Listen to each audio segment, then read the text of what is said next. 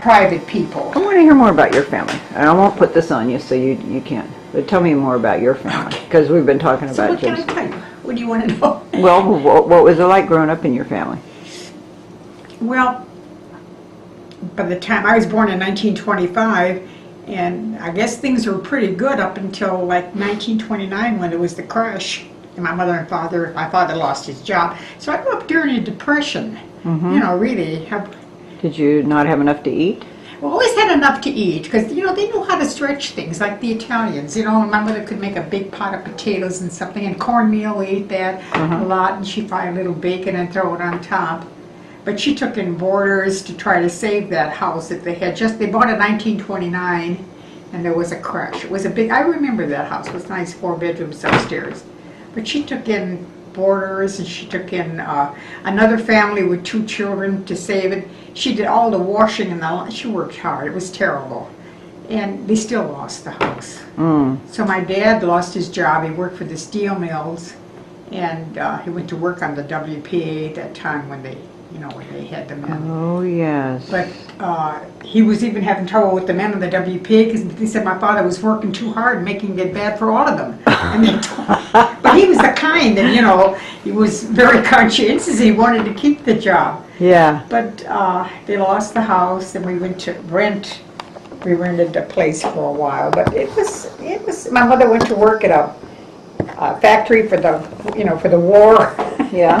So they made money, and then, but it was hard. I grew up, like I say, during the Depression where there wasn't much money. In fact, there wasn't any money.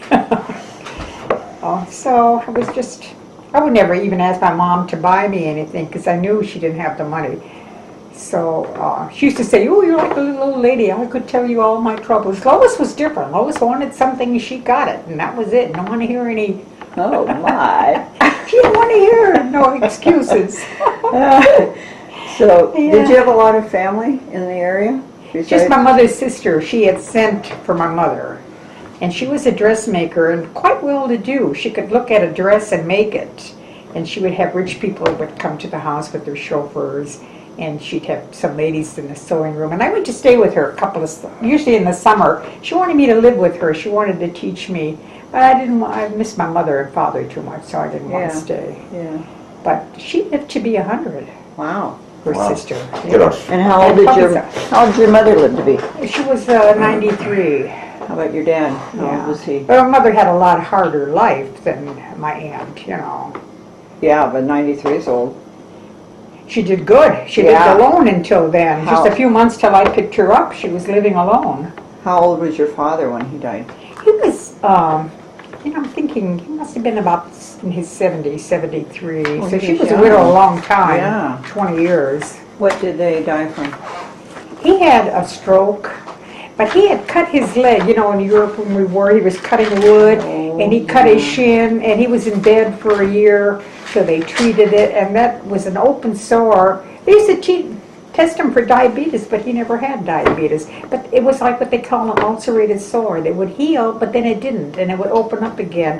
He had it all his life. I remember him always putting a bandage on and all. That would never be the case today, I bet. I don't know. He went to the Cleveland Clinic after we had moved here, and they grafted some skin from his thigh, and then they put it on the shin where it was. And you know, it took for a while. In fact, when he came to visit me, I said, "Let me see that leg." I couldn't believe, because I remember him always with bandages on, you know. Did he limp when he walked? A little bit, but he walked. He never drove. He walked all over. He worked, never missed a day's work. But the thing is, that opened up again, and it got so bad, they finally had to take his leg. They amputated his leg before he died. So, but he had had a stroke, heart attack. But he was drunk. He used to drink a lot, drink all day long, but he would, you know, really drink. How old was he when they amputated his leg? Oh, he must have been about 70. Oh, okay, so it was just a few years before he died. Because I was home at that time. I went home, and I was at the hospital when that happened. Yeah. So what exactly was his job? He worked in a steel mill. He was a crane operator. Crane operator. Yeah, he was that for years. It was Otis Steel in Cleveland, and they changed it to McLaughlin or something.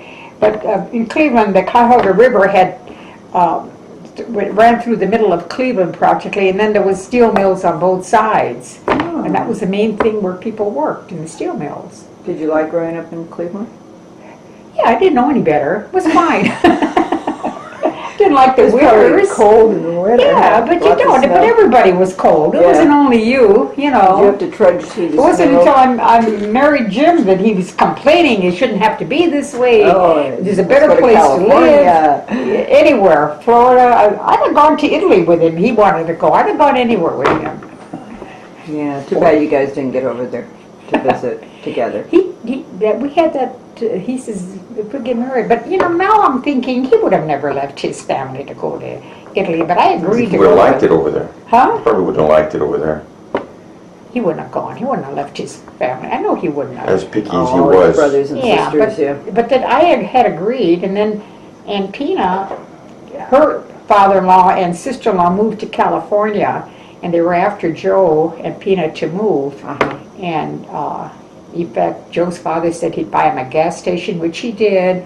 He paid for their furniture moving out. And Jim, when they moved out to California, my mother-in-law went along with him and Jim. I stayed home because I had him, and there wasn't room in the car for us all. And Jim came out to see California. He loved it. He'd come back, he said, we're moving. I don't know how we're going to manage there, but we're going. So we did. He had gone to Florida because he worked with the insurance a year before, thinking maybe he'd like Florida better. He wanted out of Cleveland. He wasn't going to take another winter. So, but then my mother-in-law, well, you know, Pina was here. Then we came, and then my mother-in-law came several years later to live. It was quite a year, but she used to come almost every year, or Pina would go home. So we'd see a lot of her.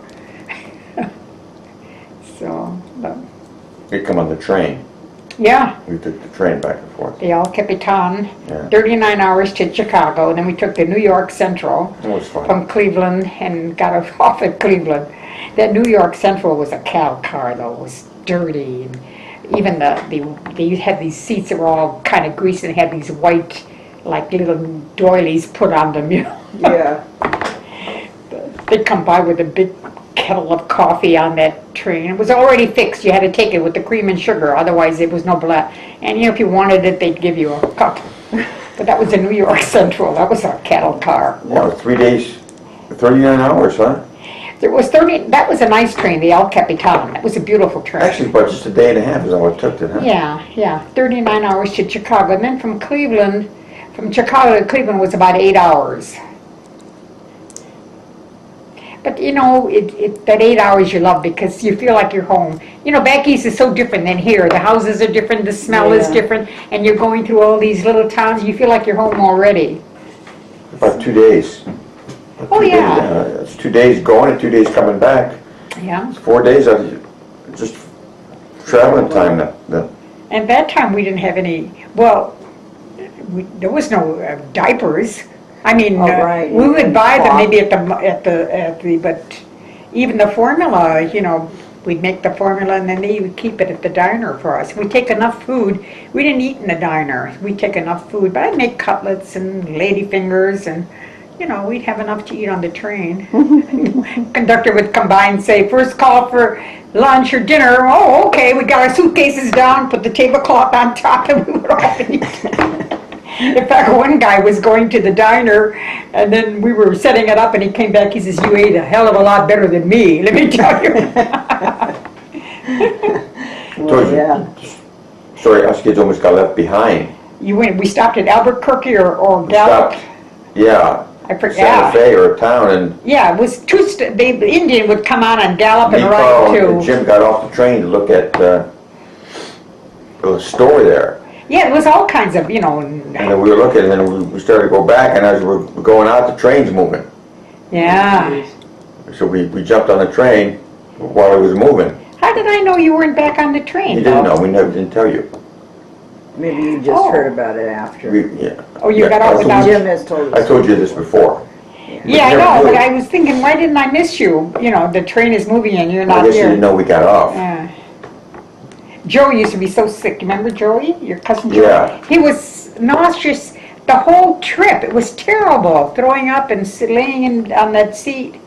He was so sick. Joe Patel?